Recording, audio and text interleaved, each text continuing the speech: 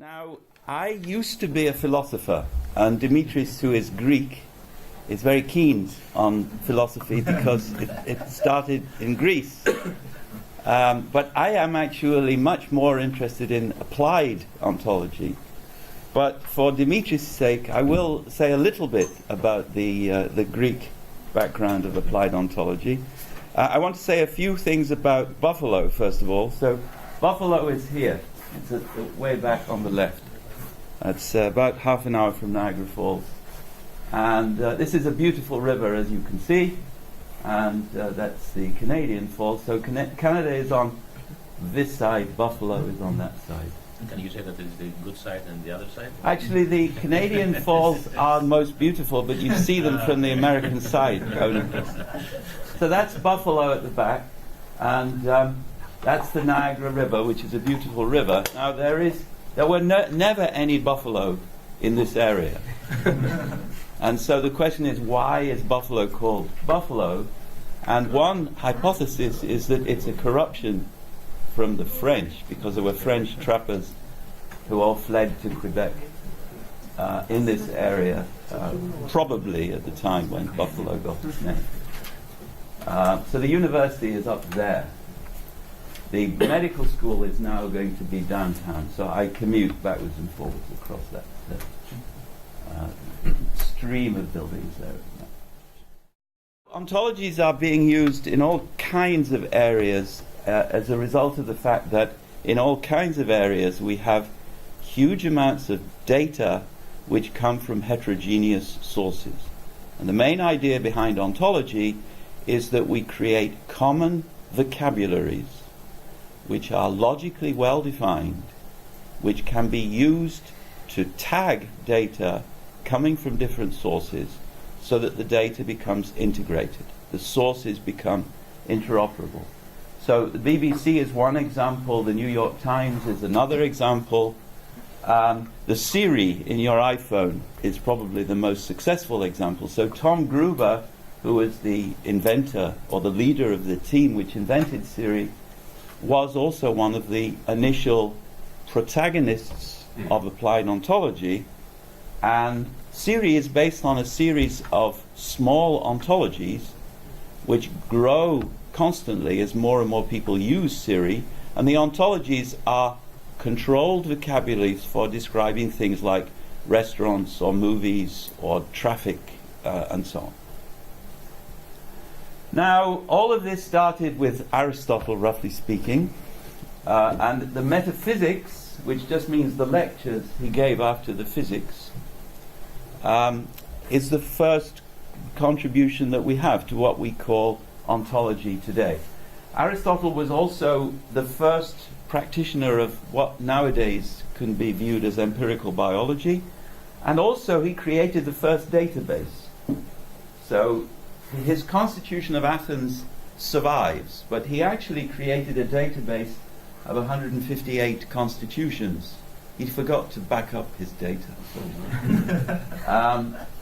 But we know what the ontology of Aristotle's database of constitutions looked like. So there are royalty-based, aristocracy-based, and constitutional government-based constitutions. And Aristotle developed a classification of these constitutions in some detail, and we can reconstruct this classification from those of his, I won't say works, but the lecture notes from his students which survive. So this is the fundamental hierarchy underlying Aristotle's categories. There are substances, which means objects, things, which are either material or immaterial. Material substances are bodies. Some bodies are animate. They're called living bodies.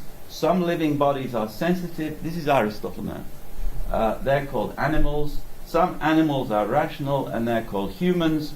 And then we have instances of human, all of whom are Greek. So this is, Aristotle himself didn't do diagrams, but Porphyry created, not this diagram, but a diagram anyway, in his commentary on Aristotle's categories. And this is the prototype for ontologies today, which are fundamentally graph hierarchies. Now, Linnaeus took over from Aristotle the idea of a graph hierarchy and created not just a taxonomy of organisms, but a taxonomy of diseases and so forth. So Linnaeus was the first applied ontologist in the Aristotelian tradition. And then ontology died, more or less. There were some philosophers writing in Latin primarily, who were still working on ontology in roughly the Aristotelian vein, but with Descartes and Kant, the ontological focus of philosophy was replaced with an epistemological focus. They were interested in knowledge, not in being. But in the 1950s, an American philosopher, and this is the last time I will talk about philosophy, called Quine, introduced the idea of what he called ontological commitment. And what this means is working out for a scientific theory what that scientific theory is committed to. For instance, electrons or colors or beliefs. And he put forward a methodology for determining what has to exist if that scientific theory is to be true. Now that idea was taken up by computer scientists, particularly John McCarthy and Pat Hayes, in the 1970s, working on robotics and on logic-based artificial intelligence. So they had the idea that Quine's theory of ontological commitment can be applied not just to sciences, scientific theories, but also to human common sense, or naive physics, or naive biology, or naive psychology. And so now the question is, what would a robot have to believe in order to simulate human common sense? And the classic example is, you're trying to build a robot who can buy salad. So the robot has to know about buildings, doors, tables, chairs, salad bars, salad tongues, tomatoes, people, politeness, money, walking, lifting, squeezing, so you can't crush the tomato when you pick it with the tongue. And that's a very, very complicated body of knowledge. And Pat Hayes created formal ontology in the modern sense with his colleagues in the McCarthy school by trying to axiomatize human common sense knowledge about tomatoes and rivers and pudding and so forth. And there arose then a discipline called qualitative physics, which tried to do qualitative calculations about moving salad or buying salad or lifting salad. Now, this development was much too early.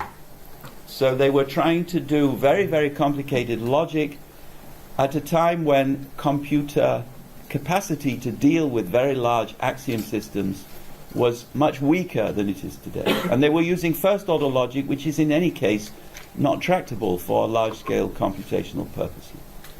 But the ideas that they developed, they survived, and gradually they became modern-day semantic web technology. So there's a direct line from McCarthy and co. to Gruber and the IBM Watson and Siri and so forth. And all of this was then codified in a project called the DAML, Data Agent Markup Language, another project called OIL, DAML, OIL, I said confused there nearly, became fused together to create OWL, which is the web ontology language, which is the basis for the Semantic Web, which is the de facto standard language for building ontologies. I still believe that there is a worthwhile basis for thinking that good ontologies need more expressivity than OWL. So I still use first order logic as well as using OWL. There is a standardization of first order logic called common logic, which if you're interested in ontologies you should know about. But OWL is the de facto standard. Most people building ontologies use OWL. All right, now independently of all of that, having no influence at all from the computer science world, from AI, from the qualitative physics or any of those developments, a group of biologists in 1998 founded something called the gene ontology. Now they called it an ontology not because they knew what an ontology was. In a way, no one knew at that stage. They called it an ontology as a kind of joke, or as a way of doing this to the computer scientists. They created ontology for themselves. And the gene ontology was, in its day, and still today, incredibly influential. It was very successful, and it led to other ontologies, the cell ontology, the protein ontology, and it led also to basic formal ontology, which we will learn more about in a minute. So I belong more to this tradition than to the Patrick Hayes, Quine, McCarthy, Gruber tradition. I am actually one of the few people who, in a way, combines both of those traditions, but that's a long story. It's a sad story. Okay, so why was the gene ontology so successful? This is old biology. It's made up of Latin words, basically, with a few English words. And it's made up of a view of reality which looks rather like this. And this is new biology. This is the human genome, or a bit of it. Now the question is, how do you do biology when your data looks like this? And how do you link these kinds of phenomena to these kinds of data? That is the problem of biology since 1998, when the human genome and the fly genome and the mouse genome were decoded. And the gene ontology was the solution to that problem. The gene ontology is not an ontology of genes. It's an ontology of biology to be used to annotate or tag genomic data. So this is the gene ontology. It's a species-neutral vocabulary for describing attributes of gene sequences, protein sequences, and so forth. And this is a small fragment. It's a graph. It now has about 40,000 nodes. And the nodes are things like biological process, multicellular organismal process, single multicellular organismal process, and so on. So these are biology words, old biology words: cardiac muscle development, death, cell division, perception of blue light, and so on. These are all terms in English, or Latin English, which are used to do biology, but which are also used to tag sequence data. And there has been an investment of the order of $300 million in tagging sequence data and tagging literature about sequence data using the Go. So the result is the Gene Ontology Annotation Database, and it's a principal source of biological and now medical data for people doing research using genomic and proteomic and other omics data. So here the edges are relations such as subtype of, part of, regulates, and so on. And all the terms in the Go have a logical definition which the computer can reason with, in principle at least. And the gene ontology is species neutral. So it's used to tag gene sequence data, not just about human beings, but about mice, flies, yeast, and so forth. And so it's a kind of international standard for describing genomic and proteomic data across species, across disciplines, across biological interests. So if you're interested in aging, you use the gene ontology.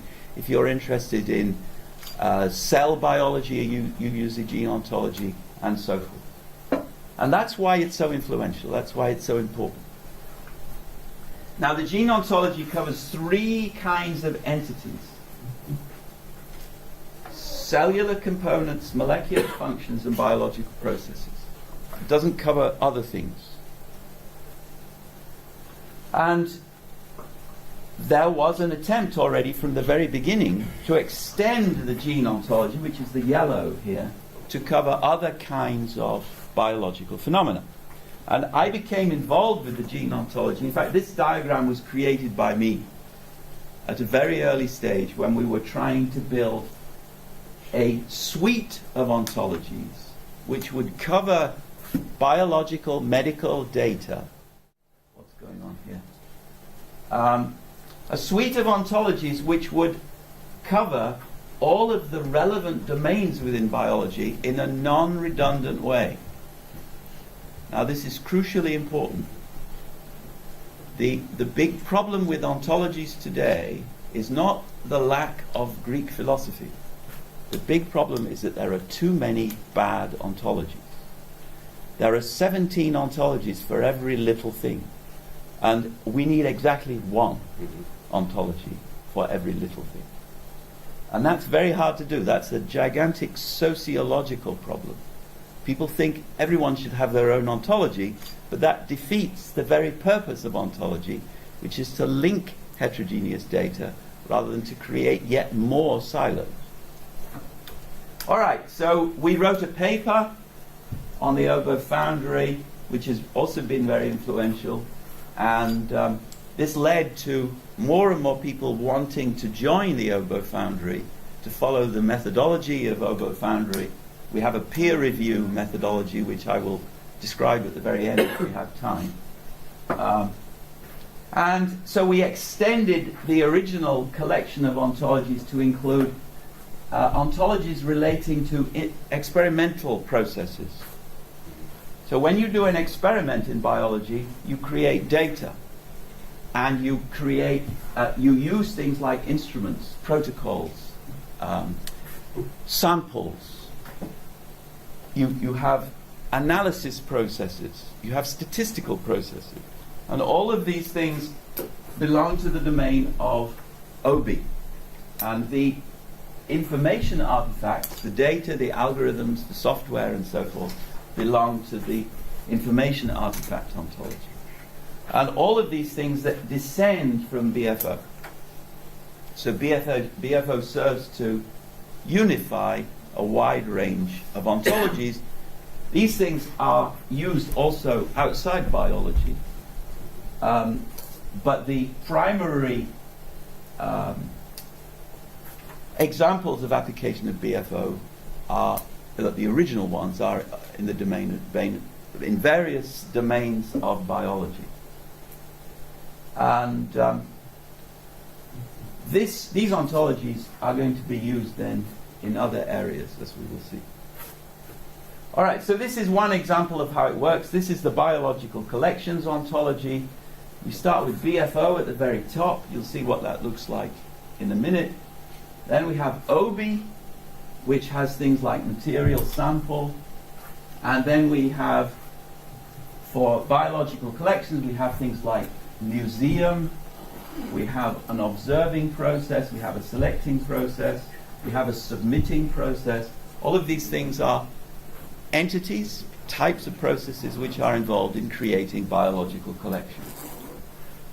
And this is just an example of one of many ontologies now, which are built in this way. And you see that by being built underneath BFO, the ontologies become combinable in a way which is at least easier than it would be if they were built separately from scratch. Another point is that BFO is very well documented, and that there is an email forum with, I think, 200 members now, which discuss how to use BFO and which identify problems with BFO. So there's a huge body of knowledge in the BFO community, which then means that you don't have to reinvent the methodology for doing an ontology work every time you start building a new ontology. All right, so these are the three sub-ontologies we referred to already, and this is BFO. This is the top of BFO. BFO is very small. It has 34 nodes, and it's deliberately very small so that it's easy to teach and easy to reuse. But the top corresponds to the gene ontology division. So we have continuants on the one hand, which are things which continue to exist in time, such as tables, tabletops, table top colors. The color of this tabletop continues to exist. Colors are dependent continuants, tables are independent continuants, and then we have occurrence, which are basically processes. The table doesn't really do much. It's supporting this bottle now, which is a kind of process. Very boring process. All right, so this is the BFO continuant ontology.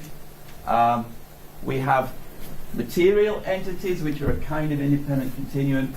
We have immaterial entities, such as spatial regions. We have qualities, and then we have what are called realizables, which are, on the one hand, roles, such as my role as professor, and dispositions, such as my disposition to breathe, or to go bald, or to go grey, or to... And then as one sub-kind of dispositions are functions. For instance, the function of this PowerPoint gadget to move my PowerPoint deck, which is another independent continuant, to the next slide. And this is the occurrent ontology, which includes processes, spatio-temporal regions, and temporal regions. And now, just a note, because this will be relevant later. One kind of immaterial entity is what BFO calls a site. So this room is a site. My right nostril is a site. So sites are, they're not spatial regions, they are environments within which activity can take place. And they occupy spatial regions in just the same way that you and I occupy spatial regions. So the hull of a ship is a site which moves around through different spatial regions. My mouth is a site which moves around as I cross the room. There are two important kinds of sites. On the one hand, holes, for instance, the interior of my mouth, the interior of this room, and on the other hand, settings, which are, for instance, the land area which this building is built upon, or the setting of a music concert. Setting is another word for context, in the sense of the place where something occurs. So this is the oboe foundry.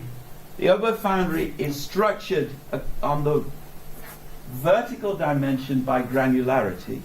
We have small things such as molecules at the bottom, bigger things such as cells, very big things such as organisms, and then higher up we have things like populations, species.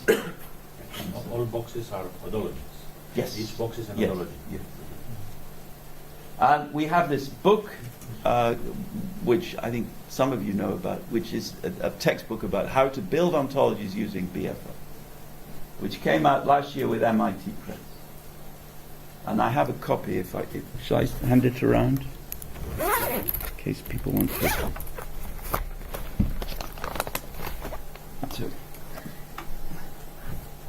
Now there are basically 3 upper-level ontologies which all are seeking to serve the same role as BFO.